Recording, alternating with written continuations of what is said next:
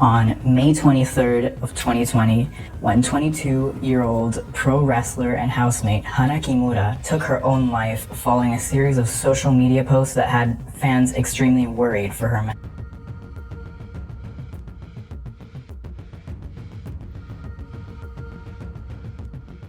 She was 22 years old, standing in the middle of the Tokyo Dome, one of the most iconic sporting arenas on the planet, and she was exactly where she was born to be. Her name was Hana, and she had no idea how little time she had left.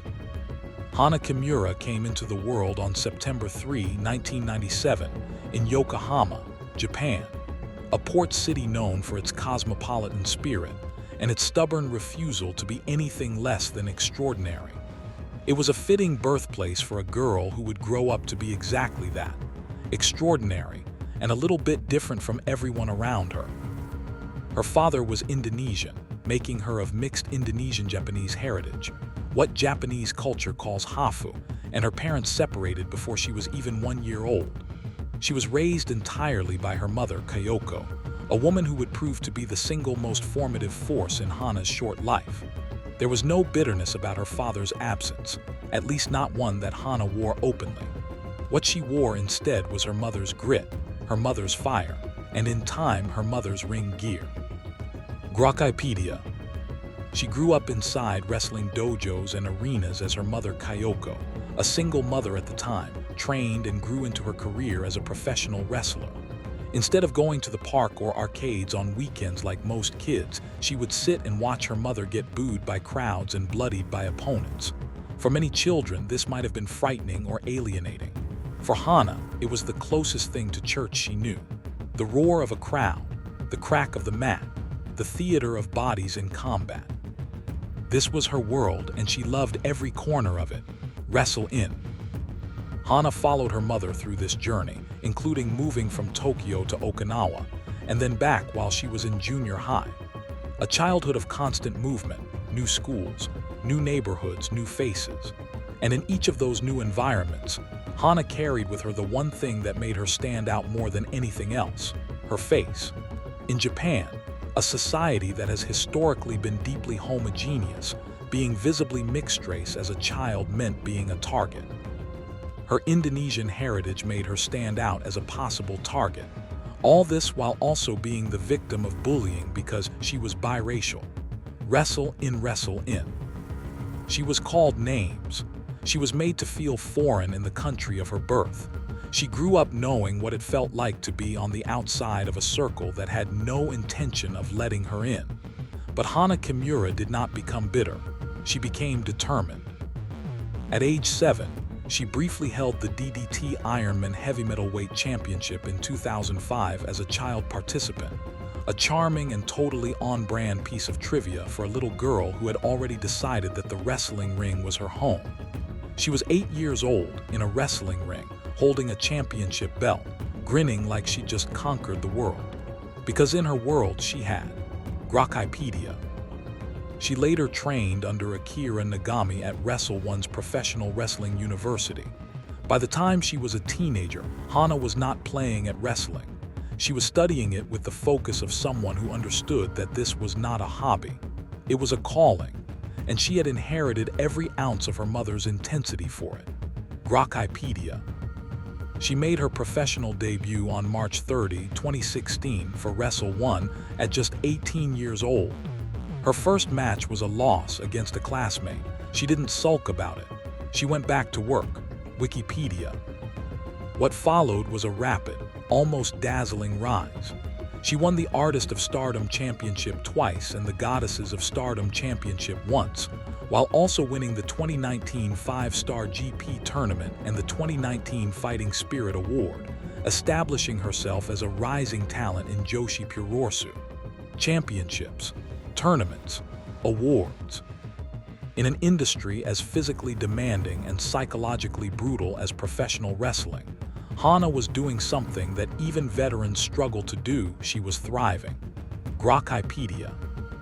Notable appearances included a 6-woman tag dark match at G1 Supercard in Madison Square Garden on April 6, 2019, and a women's dark match at Wrestle Kingdom 14 in the Tokyo Dome on January 4, 2020, the first women's match there since 2002. Madison Square Garden, the Tokyo Dome. These are not venues where young wrestlers find themselves by accident.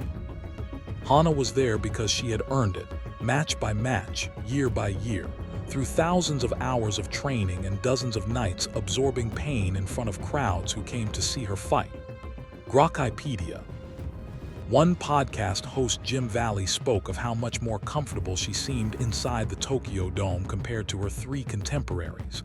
She shone brightest on the biggest stage.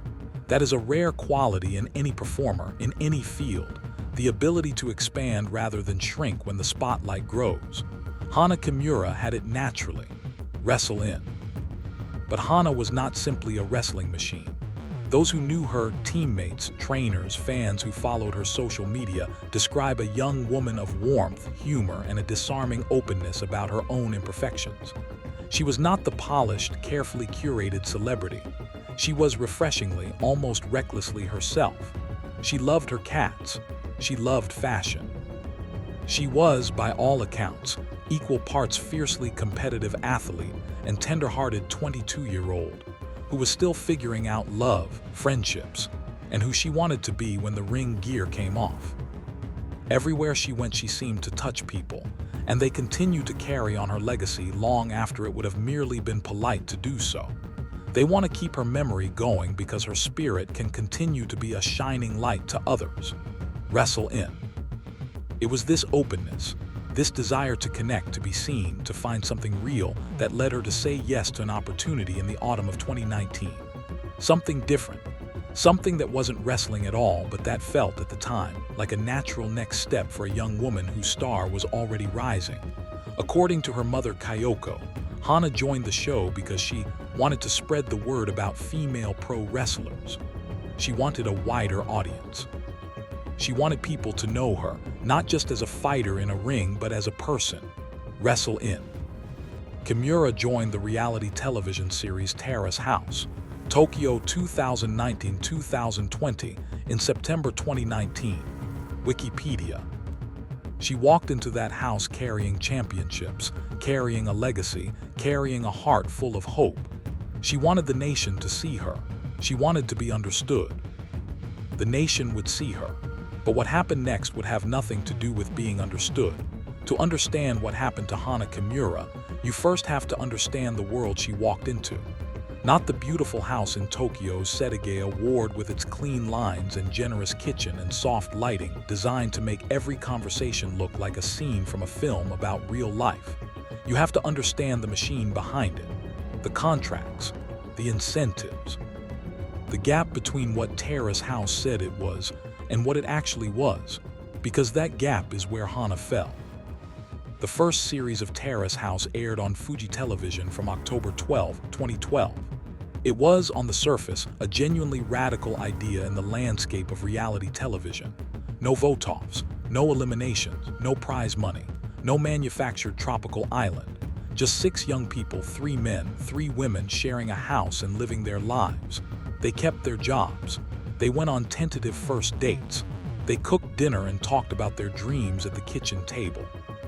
Sex, when it happened, stayed off camera and almost always followed weeks of Jane Austen, like courtship, complete with group-engineered alone time and formal confessions of love. Fights, if they can be called that, were just as likely to be about love triangles as about whose dishes were piling up. Wikipedia BuzzFeed News. The show was heralded as the anti-reality show.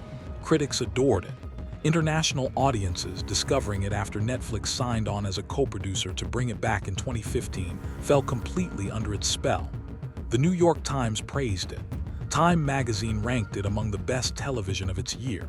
It felt honest in a landscape overrun by performance and provocation. It felt, above all, real. Wikipedia. But here is what the audience was not told. Here is what was written into the fine print. The Japan Times reported that Fuji TV admitted that cast members sign an agreement with a provision in which they have to agree to all instructions and decisions regarding scheduling and the way the scenes are shot. including how these are edited afterward. In other words, cast members signed away significant control over how they would be presented to the world. They agreed, in writing, to be shaped. And if they pushed back, if they refused to cooperate with what production wanted from them, there were financial consequences. If a cast member was found to violate the terms of the agreement and affect production of the show, they would have to pay for damages incurred. Wikipedia. This was the framework into which every Terrace House cast member stepped when they entered that beautiful house. They were not simply young people being observed. They were, in a very real contractual sense, assets of a production, assets whose behavior could be directed, and whose image could be molded by editors long after the cameras stopped rolling. And the editors knew exactly what they were doing. Terrace House is probably more meticulously manipulated than any other popular program in the genre. The serenity of the show was not accidental. It was constructed. Every conversation, every date, every lingering look between housemates was shaped by a production team that understood precisely what made audiences feel the comfortable warmth the show was known for. They were craftsmen of intimacy, artists of the illusion of ordinariness. And when ordinariness did not generate enough interest, when the ratings needed something sharper, something more electric, they had tools available to them. Metropolis, Japan.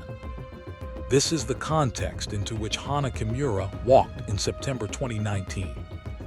By the time she joined the cast, Terrace House was no longer just a Japanese national treasure.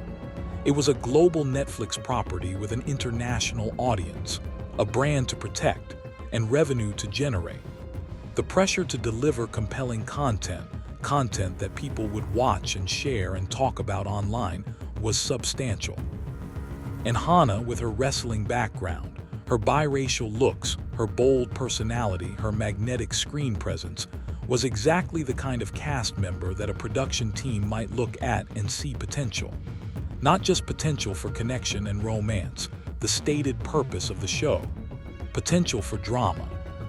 From early in her time on the show, according to allegations that would emerge after her death, Hana was being shaped, pushed, directed toward a version of herself that made for better television, regardless of whether it was true. According to translations from Farah Hasni, a writer for the Japan Times, Hana was pressured to act more violent and aggressive on Terrace House, and the costume incident episode was staged. When her mother Kyoko was driving her home, she broke down into tears. She told her mom that Terrace House was forcing her to behave more obnoxiously on camera for views. Hana told Kyoko that she wanted to present herself professionally on screen, but the producers were pressuring her to behave violently instead. They told her to play up her heel persona from 1 to 100, cage-side seats. In professional wrestling, a heel is the villain, the crowd's target, the performer the audience is meant to boo and despise. Hana had played heel characters in the ring before. It was a performance, a craft, something she could switch on and off under the bright lights and the roar of a paying crowd. But Terrace House was not supposed to be wrestling. It was supposed to be her real life. And being told to perform villainy in what was being broadcast to the nation as reality, as who she actually was something she found deeply troubling. The incident that became the turning point is now known simply as the costume incident. In January 2020, Hana's housemate Kai Kobayashi, a 25-year-old aspiring comedian, accidentally shrunk her prized wrestling costume in a dryer. It was a genuine accident, and by most accounts, one that Hana understood on some level, even as she was devastated. The costume was not just fabric. It was the outfit she had worn at Wrestle Kingdom 14 in the Tokyo Dome. It was a physical piece of her career, her identity, her story. Its destruction hurt her deeply and genuinely. But what unfolded after was not entirely genuine. Kobayashi spoke about the incident in weekly magazine Shuken Bunshun. He said, "The show's assistant director came over and casually whispered to me, 'Just jumping on the trampoline isn't interesting.' Then I was instructed to touch her breasts or something. I refused, saying that's not right, but these types of extreme requests were a daily occurrence. What the staff want is love and incidents, and they were aiming for things to blow up and go viral on social media. Sara News 24. Kobayashi also backed up claims by Hana's mother that the drama in the costume incident was staged, saying Hana told him staff had encouraged her to amp up the tension in the scene. Sara News 24. According to translated reporting, the staff allegedly instigated the incident. They wanted Kimura to slap Kobayashi in the face as part of the new, aggressive personality, but she opted for the hat as a compromise. Popculture.com. She flicked the cap off his head, a small gesture, a reluctant compromise between what she was willing to do and what she was being pushed to do. And a producer in the room, apparently satisfied, reportedly called out praise for the scene they had just captured. The Yahoo article also says that Hana sent line messages to other Terrace house members when a preview clip of the episode premiered, saying she wanted to die. Despite that, Fuji TV aired the episode. Discourse blog. Read that again. She told people she wanted to die, and the network aired the episode anyway. This is the machine that Hana Kimura walked into.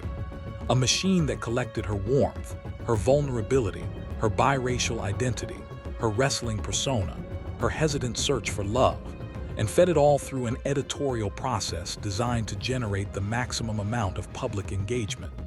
A machine that did not pause when she said she was struggling. A machine that kept the footage rolling and the episodes airing even after she reached out from the edge. And now the footage was out in the world, and the world was about to respond. On March 31, 2020, an episode of Terrace House, Tokyo 2019-2020 aired. It was titled in translation, Case of the Costume Incident. It was approximately 40 minutes long. It showed a 22-year-old woman losing her temper, saying things in anger she partly did not mean, and flicking a hat off a housemate's head.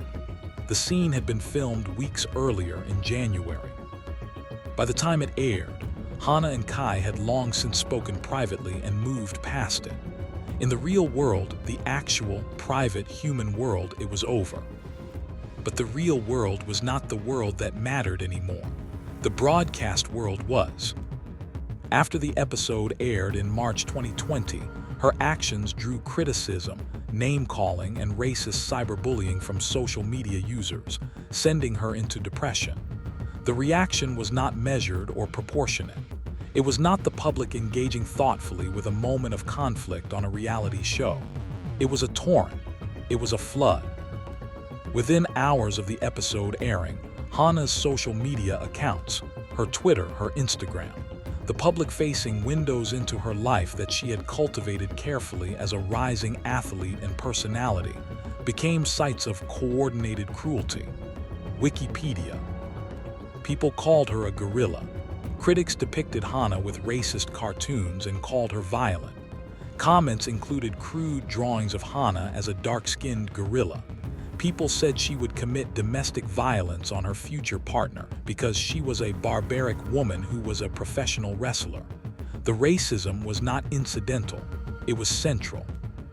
Her Indonesian heritage, the feature that had made her a target of childhood bullying in Japanese schoolyards, now made her a target again, this time on a global platform, this time in front of millions. This time with no classroom teacher to intervene and no school gate to walk through at the end of the day. Discourse blog. Hana received slander and vilification from all over the world. After she uploaded a photo of herself cutting her wrist to social media, Hana received even more abuse, insults, and violent comments. "It's your fault. Don't pretend to be the victim." Those words definitely pushed her further. She felt cornered. United Nations Population Fund. Read that carefully.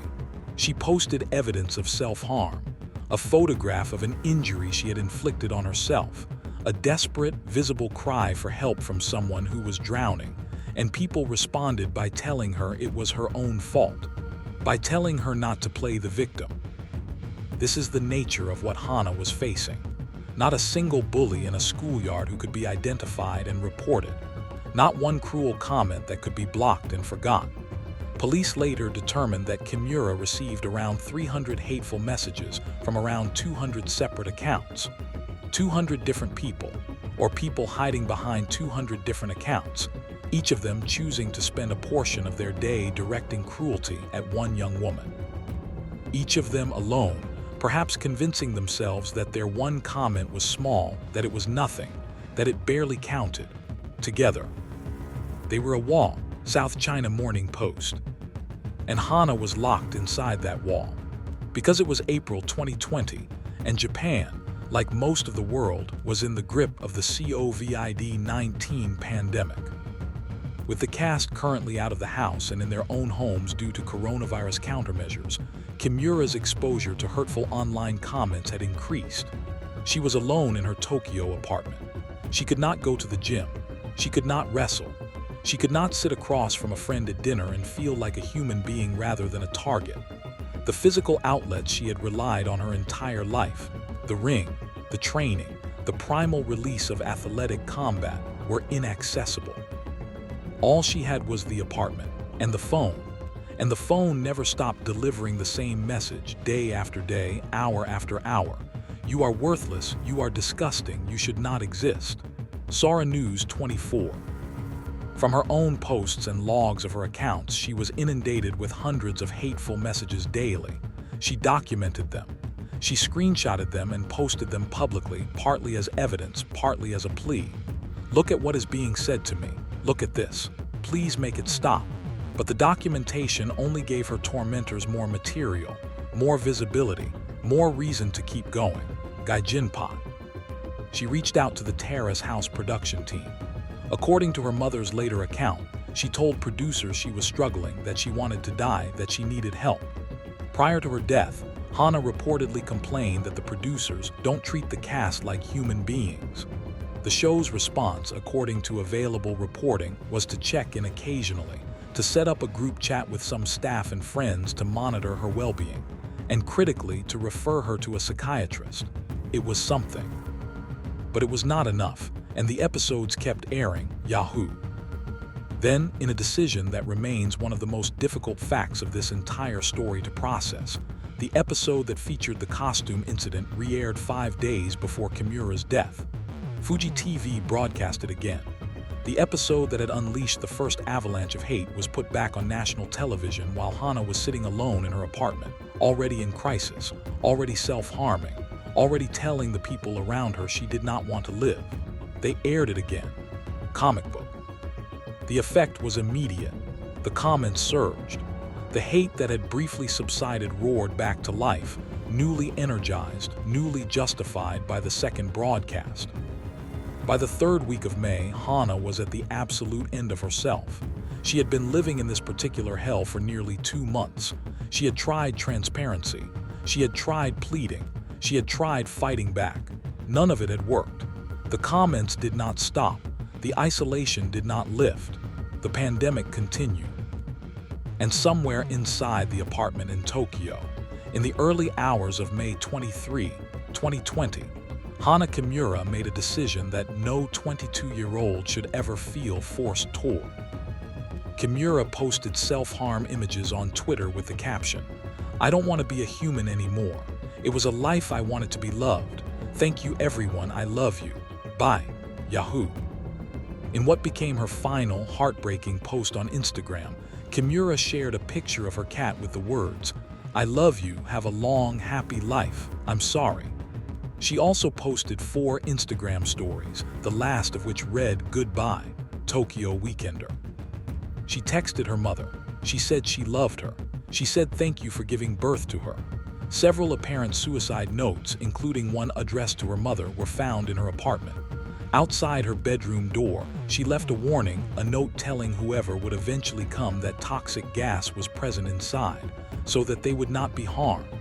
Her last act on this earth was an act of protection for someone else. Tokyo Weekender. Dave Meltzer revealed 3 days later that the cause of death was hydrogen sulfide inhalation. By December 2020, the death was ruled a suicide. Wikipedia. She was found later that day of May 23rd. She was 22 years old. World Wonder Ring Stardom made the announcement on their English and Japanese language Twitter accounts. Stardom fans, we are very sorry to report that our Hana Kimura has passed away. Please be respectful and allow some time for things to process, and keep your thoughts and prayers with her family and friends. Sora News 24. The wrestling world responded immediately and with grief that was raw and unfiltered. Veteran WWE star Mick Foley tweeted, "Hana Kimura was 22. Please let that sink in. 22. She had her whole life in front of her. Online bullying should not be part of life. It damn sure should not be part of death." Fellow wrestler Tessa Blanchard called her an amazing girl with the kindest soul and immense passion and work ethic. WWE star Paige wrote, "This breaks my heart. The internet can be a cruel, disgusting place. On Minorama. And the people who had sent the messages. A lot of the negative comments on Kimura's Instagram and Twitter were deleted or led to abandoned profiles. The accounts vanished. The words that had been fired at her daily for weeks were quietly removed, as though they had never existed, as though none of those people had ever said a word. Gaijin Pot. But the words had existed, and they had done their work." Following Kimura's death, Fuji Television announced their decision to cancel the season on May 27, 2020, leaving the final 2 produced episodes of the show unaired. The show that had pushed her, shaped her, and broadcast her suffering to the world ended 4 days after she died. The machine finally stopped. Wikipedia. But Hana's mother, Kyoko, was just getting started. When the news of Hana's death broke across Japan on May 23, 2020, the people who had spent weeks filling her social media accounts with poison did something telling. They disappeared. Following Kimura's death, hundreds of posts containing abusive comments were deleted. Images of the posts were captured by her family, sent to police, and used in the investigation. Heal by nature. That last part is everything. The family had anticipated it. While Hana was still alive and being bombarded, while she was pleading with people to stop and posting screenshots of the abuse she was absorbing, those around her had begun quietly, carefully doing something the trolls had not counted on. They were saving the evidence. They were taking screenshots. They were documenting, methodically and deliberately, the paper trail of cruelty that was being directed at one young woman. And when those same people deleted their accounts and their posts in the hours after Hana's death, desperately trying to erase themselves from the story, it was already too late. The record existed, and Kyoko Kimura, Hana's mother, was about to make sure the world saw every last word of it. Kyoko Kimura is, by any measure, a remarkable human being. She had built a career in one of the most physically demanding sports on earth. She had raised a daughter alone, shaped her into a champion, and watched that daughter carry the family's legacy into arenas her own generation had never been permitted to enter. And now she had lost that daughter to something invisible to words on a screen, sent by cowards hiding behind anonymity, amplified by an entertainment machine that had pushed Hana into a position no one had protected her from. Kyoko's grief was profound, but grief in her case did not translate into silence. It translated into action. She went first to the police. Tokyo Metropolitan Police took the case seriously in a way that, historically, Japanese law enforcement had rarely done with cyberbullying. Nearly 1,200 posts from 600 accounts were investigated according to reporting at the time. Officers worked to identify the individuals behind anonymous accounts, a painstaking process of subpoenaing platform records, cross-referencing IP addresses, and tracing the digital footprints of people who had believed their anonymity made them untouchable. It took months, but they made progress. Fightful. On December 15, 2020, police announced that they had arrested a man in his mid-20s for cyberbullying. The man, who resides in Osaka Prefecture, admitted to the allegations and was quoted by police as saying he couldn't forgive Kimura's attitude on the program. Wikipedia. There it was.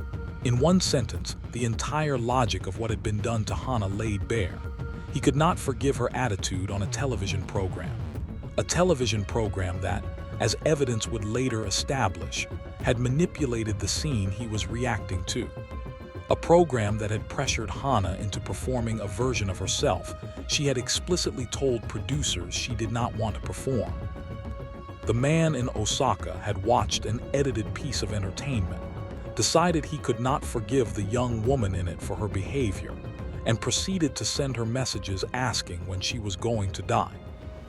He had not been alone, but he had been caught. The messages he sent included comments such as, "Is there any value to your life?" and "When are you going to die? Fightful." On March 30, 2021, the Tokyo prosecutor's office indicted the man for online abuse directed at Kimura, but he was not obliged to face trial under the indictment, as is often the case for relatively minor offenses in Japan. He was issued a fine of $9,000, equivalent to approximately $80. Wikipedia. $80 for messages that included asking a living human being when she was going to die, for contributing, as one voice among hundreds, to an atmosphere of sustained terror that pushed a 22-year-old woman to the point of no return. The fine was $80. The public reaction in Japan was one of fury. On social media, people noted bitterly that the fine was so small it functioned almost as an endorsement, a signal that you could say whatever you wanted to whoever you wanted, and the financial cost would be negligible. Nikkei noted the troll told police that he wanted to get back at Kimura following the incident on Terrace House. He had written an apology letter to Kimura's family. Whether it was genuine remorse or the gesture of a man trying to minimize his legal exposure, only he knows. But no letter, however sincerely meant, could undo what had been done. Engadget. The investigation continued. On April 5, 2021, Tokyo Metropolitan Police charged a second man in his late 30s from Fukui Prefecture. He admitted to the allegations during voluntary questioning. Investigative sources quoted him as saying, "Many hateful messages had been posted and I followed suit. I'm sorry." When asked why he did it, he said he was simply joining in with what he saw others doing on our site. Wikipedia. Simply joining in. That phrase sits like a stone. He had seen a crowd gathering to hurt someone, decided to add his voice to that crowd, and then been surprised to find himself standing in a police station accounting for what he had said. The second man from Fukui was also fined $9,000, another $80. Two men were fined 9,000 yen each in Osaka and Fukui prefectures for slurs made against Kimura, but people complained that the fines were too light, which led to the push for legal change. HNGN. Meanwhile, Kyoko was fighting on a second front. She had taken a third individual, a man from Nagano Prefecture, who had posted hateful messages about Hana in the days immediately following her death, to civil court. On January 22, 2021, Kyoko filed a lawsuit with the Tokyo District Court seeking damages of around yen 94 million against the third man for causing emotional distress to her family. On May 19, 2021, Japanese Judge Momoko Ikara ordered the third man to pay 1.29 million, approximately $12,000. It was not a fortune, but it was a verdict. It was a court of law looking at what this man had written and telling him, officially, formally, with the weight of the Japanese legal system behind the words, "What you did caused harm, and you will be held responsible for it." Wikipedia. Kyoko was not finished with the television network either. She had filed a complaint with the Broadcasting Ethics and Program Improvement Organization, Japan's independent media watchdog, alleging that Fuji TV had violated Hana's human rights through its production practices and editorial choices. The BPO committee said that broadcasters should pay attention to the physical and mental well-being of reality show casts due to their targeting by viewers. It said that Fuji TV lacked attention. But it noted that Fuji TV had offered Kimura help after she harmed herself following an earlier episode. While the committee said there were problems in terms of broadcasting ethics, the report concluded, it cannot be said that her ability to make free decisions had been stripped. Variety. It was not the verdict Kyoko had hoped for. The organization had found ethical problems.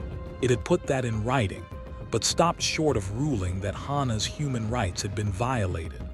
For a mother who had texts from her daughter describing what producers had pressured her to do, who had watched the show re-air an episode that had caused documented self-harm, it was deeply insufficient.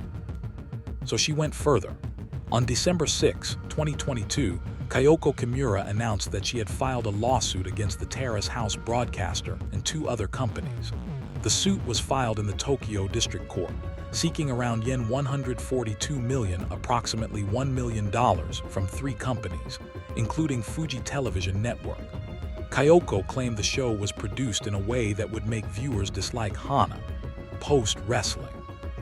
As part of the lawsuit, Kyoko filed a motion with the Tokyo District Court to preserve evidence from Terrace House, including unaired footage. The court ordered the production company to present material like unedited scripts and tapes, an order that was considered unusual. The production company planned to contest the order. Cultaholic. The unaired footage, the unedited tapes, the scripts, the raw material that, if it exists and if it is released, could tell the world definitively what instructions were given to Hana behind the camera, what she was told to do, what she refused, what she ultimately compromised on, in a house full of cameras, in a country watching her every move, never knowing that what was being broadcast as her authentic self was a performance she had been pressured into giving. That legal battle, as of this writing, continues. The machine has lawyers. The machine has resources.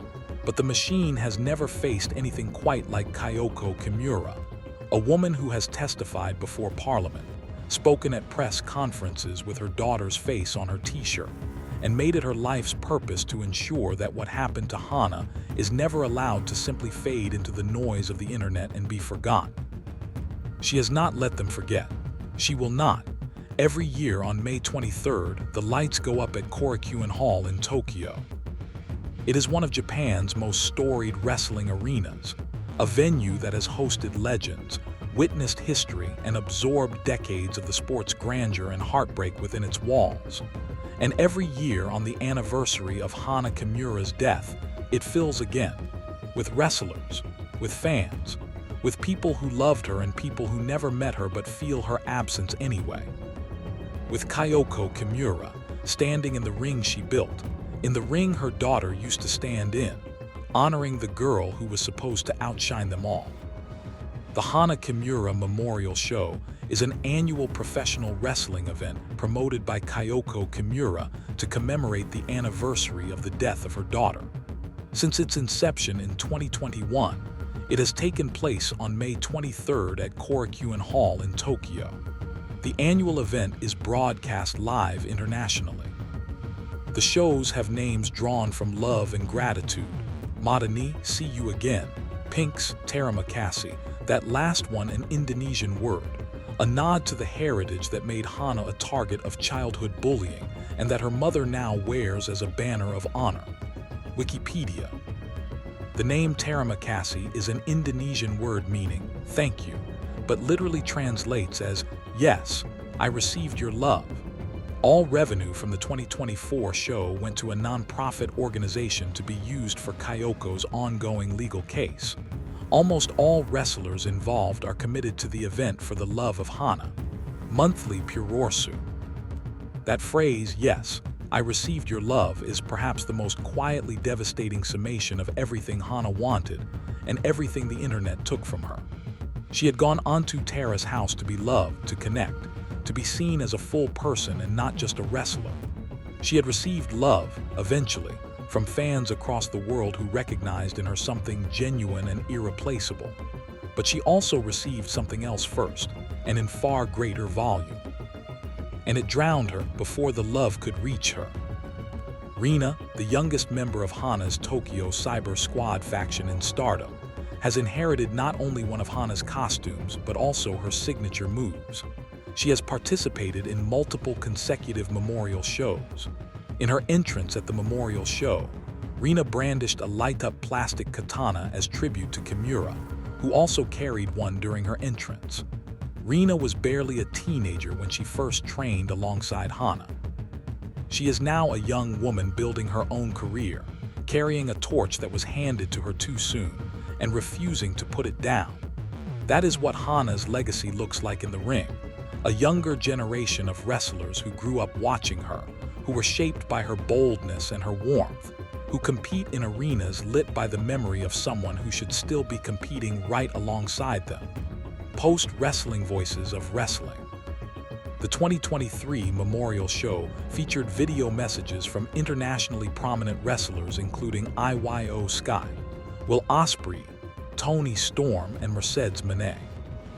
These are names that fill arenas across the world, men and women at the summit of their profession, pausing to say Hana's name, to make sure it is still being said, to push back against the internet's natural tendency toward amnesia, its habit of moving on, its disinterest in accountability once the initial wave of outrage has passed. Post-wrestling. They have not let it pass. And neither has Kyoko. Beyond the memorial shows, beyond the civil lawsuits and the parliamentary testimony, Hana Kimura has built something that will outlast any individual court case.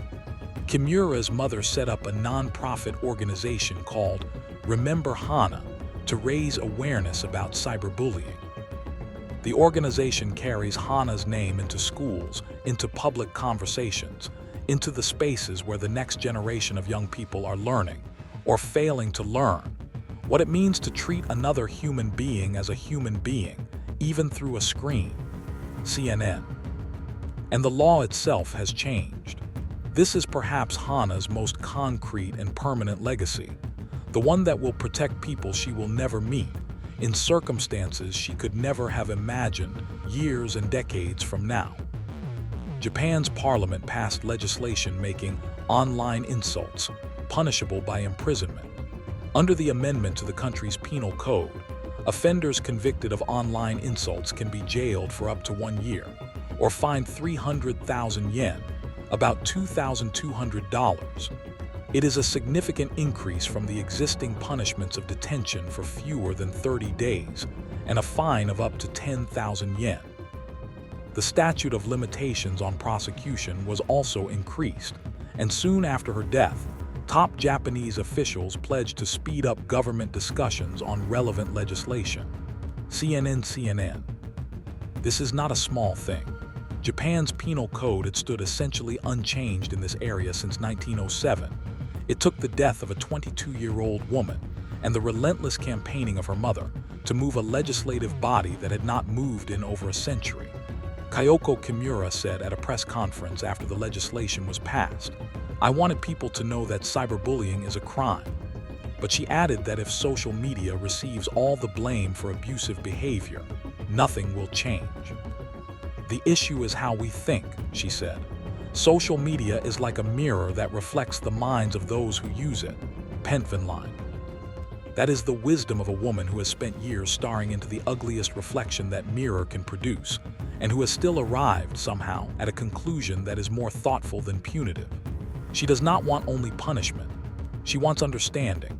She wants the next person who hovers over a send button composing a message designed to degrade a stranger to pause, to think, to see in that moment the face of Hana Kimura and understand what that message can do.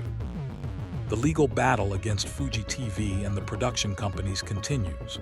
The unedited tapes, the scripts, the raw footage from behind the cameras of Terrace House, that material has been fought over in court, preserved under judicial order, contested by a production company that has every incentive to keep it sealed.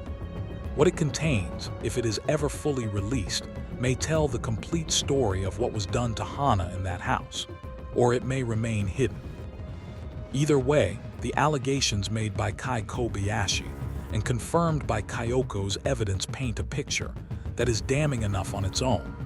A young woman pressured to perform conflict, manipulated into a portrayal that made her a target, and then left largely alone to absorb the consequences, while the machine that created the situation kept rolling the episodes out. Terrace House itself is gone. As of 2025, neither Fuji TV nor Netflix has announced plans for revival, despite the franchise's prior international success and fan interest expressed in online communities. The show that was once celebrated globally as an antidote to toxic reality television, praised by the New York Times, ranked by Time, beloved by millions, ended because of what it did to one of its own cast members.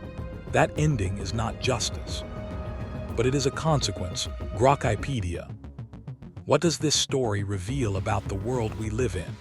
It reveals that we have built global platforms for human connection and given virtually no thought to what happens when those platforms are turned into weapons.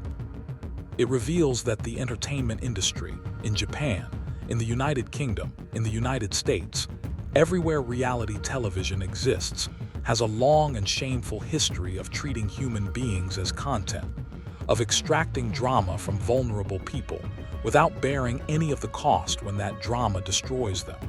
It reveals that anonymity online does not merely make people braver, it makes them crueler.